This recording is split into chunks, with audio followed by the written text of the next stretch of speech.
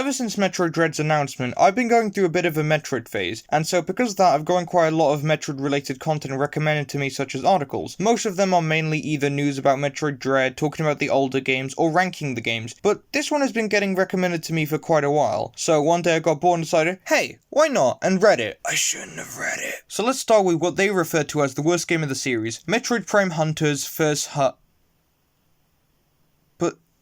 that's a demo. That isn't a full game. You can't compare that to the others. Worst part, they said that it's incomplete and not worth playing. It's like emptying a Lego box and complaining that it doesn't look like a house. Of course it's gonna be incomplete when that's what it is. Well, we're not off to a good start. Anyway, the next two on the list are what the fanbase can agree on as being bad games. But why does the article think that it's bad? So Other M and Federation Force were bad because...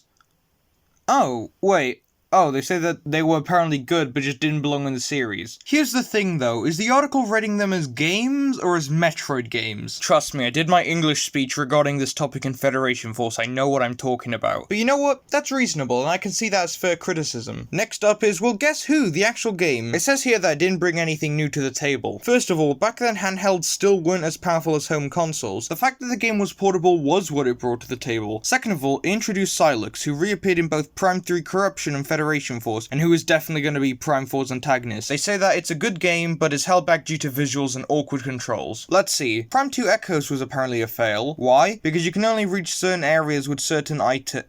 So, a Metroid game. The game series where its whole thing is finding items to get to previously inaccessible areas. Next reason is because the game is too difficult. Was this written by Dean Takahashi? Actually, that's a bit of an over-exaggeration. You know, maybe the game is unfairly hard instead of being more so challenging. Next game is Metroid Prime Pinball.